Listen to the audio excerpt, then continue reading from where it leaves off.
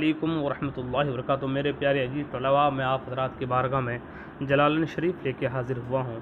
جلالین شریف یہ کس موضوع پہ ہے، جلالین شریف کس فن پہ ہے، آپ سبھی حضرات کو معلوم ہے کہ جلالین شریف علم تفسیر میں ہے۔ علم تفسیر کی تعریف، علم تفسیر کا موضوع، علم تفسیر کی غرض و غائد کیا ہے۔ تفسیر فسرا یفسر و تفسیر، یہ باب تفعیل کا مصدر ہے۔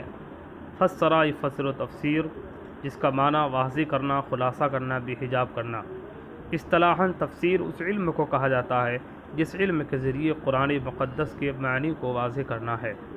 اور بعض لوگوں نے تفسیر کی تعریف کرتے ہوئے کہا ہے کہ علم تفسیر وہ علم ہے جس علم کے ذریعے قرآن مقدس کے الفاظ، قرآن مقدس کے معنی، قرآن مقدس کے مفہوم، قرآن مقدس کے احکام سے بحث کی جاتی ہے۔ بعض لوگوں نے کہا ہے کہ علم تفسیر وہ علم ہے جس علم کے ذریعے سے قرآن مقدس کے معنی، مفہوم، احکام اور قرآن مقدس میں موجود آیات کی شان نزول، اسباب شان نزول اور آیات کے مقید، مطلق، مجمل، متشابہ وغیرہ کے حوالے سے جانکاری حاصل ہوتی ہے، اسی علم کا نام ہے علم تفسیر۔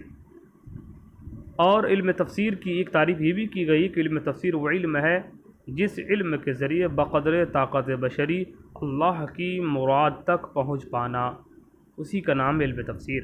علم تفسیر کا موضوع کیا ہے؟ علم تفسیر کا موضوع قرآن مقدس ہے۔ علم تفسیر کی غرض و غائد کیا ہے؟ علم تفسیر اس لیے پڑھی جاتی ہے تاکہ انسان اللہ کی مراد تک پہنچ پائے اور احکام شرع پہ عمل کر کے سعادت دارین حاصل کر پائے۔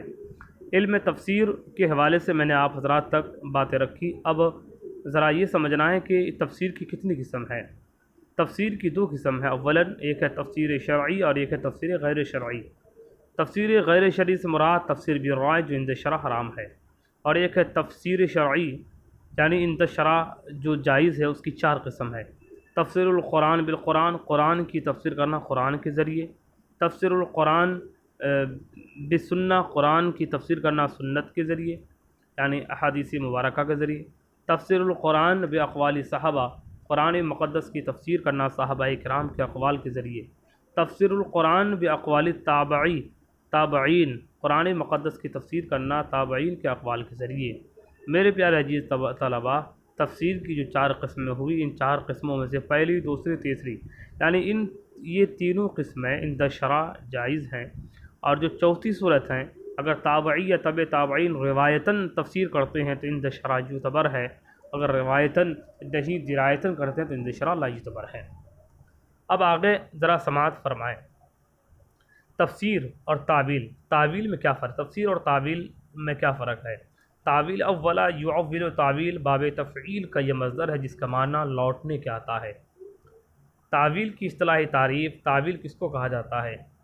تعویل وہ علم ہے جس علم کے ذریعے قرآن مقدس کے کسی نقطہ کو بیان کرنا ہے، یعنی قواعد صرفیہ، قواعد نحویہ، بلاغت اور دیگر علوم کے ذریعے قرآن مقدس کی آیت کے سیاق اور سباق سے نقطہ کو بیان کرنا، اس طرح سے نقطہ کو بیان کرنا جو قرآن و حدیث کے مخالف نہ ہو، اسی کا نام ہے تعویل۔ تو یہاں سے بات واضح ہو جاتی ہے کہ تعویل عند شرع درست ہے، لیکن اس وقت درست ہے جب وہ قرآن حدیث کے مخالف نہ ہو۔ اگر کوئی قرآن مقدس کی کسی آیت میں تعویل کرتا ہے اور وہ قرآن و حدیث کی مخالفت نظر آتی ہے تو عند شرع وہ جائز نہیں ہے۔ اب آئیے تحریف کس کو کہا جاتا ہے؟ تحریف کا معنی ہے رد و بدل کر دینا، یعنی قرآن مقدس کے معنی، مفہوم کو اس طرح سے بیان کرنا جو قرآن کی آیات، احادیث مبارکہ، اجماع امت اور تواتر کے خلاف ہو، تو اس کو تحریف کہا جاتا ہے، اور تحریف عند شرع حرام ہے۔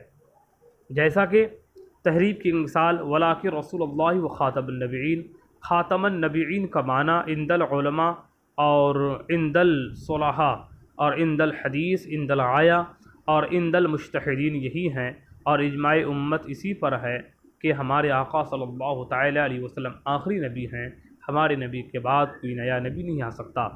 اب اگر کوئی انسان ختم نبوت کی دو قسم کرے اور دو قسم کر کے ختم نبوت کے دروازے کو منہدم کرنے کی کوشش کرے تو ایسی صورت میں یہ تحریف ہے، اور تحریف کرنا عند شرع حرام اور کفر ہے۔ تو ہمارے نزدیک خاتم النبیین کا معنی یہ ہے کہ ہمارے اور آپ کے پیارے آقا صلی اللہ علیہ وسلم آخری نبی ہیں، ہمارے نبی کے بعد اب کوئی نیا نبی نئی شریعت لے کے نہیں آ سکتے۔ میرے پیارے عزیز طلباء، میں آپ کی بارگاہ میں عرض کروں کہ میں نے ابھی آپ کے سامنے تفسیر اور تعویل اور تحریف کے مابین فرق کو واضح کیا۔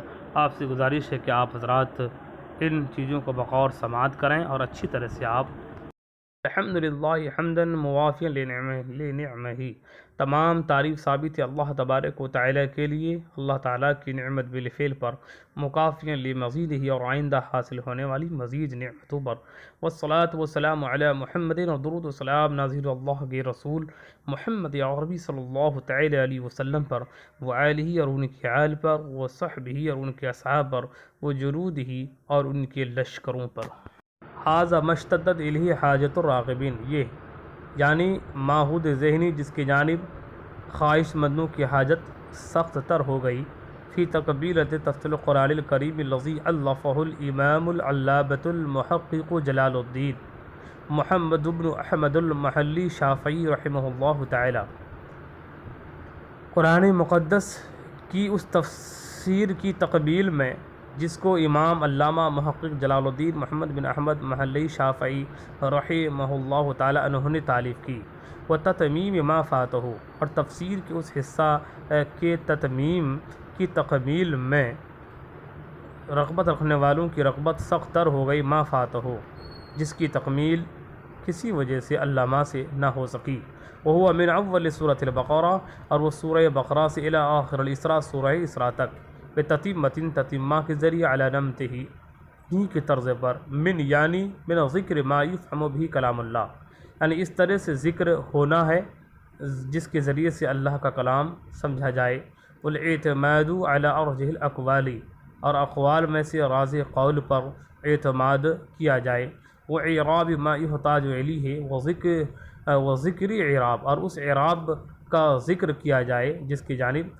حاجت ہے، وتنبیہ علی القرعات المختلفۃ المشہورہ، اور تنبیہ ہونا ہے ان مشہور مختلف قرأتوں پر، علی وجہ لطیفۃ، لطیف طریقے پر، مختصر تعبیر پر، وترک التطویل، اور تطویل کو چھوڑنا ہے، بذکر اقوال غیر مرضیۃ وعاربہ، غیر مناسب اقوال کے ذکر اور غیر مناسب اعراب کے ذکر سے تطویل کو چھوڑنا ہے، محلھا کتب العربیہ، وہ اعراب جس کا محل عربی کتابیں ہیں، واللہ اسأل نفع بھی، اللہ سے دنیا میں نفع کا طالب ہوں، واحسن الجزاء علیہ فی العقبیٰ، اور اس پر عقبہ میں بہترین جزا کا متمنی ہوں، بمنہ و کرمہ، اللہ کے احسان اور اللہ کے کرم سے۔ السلام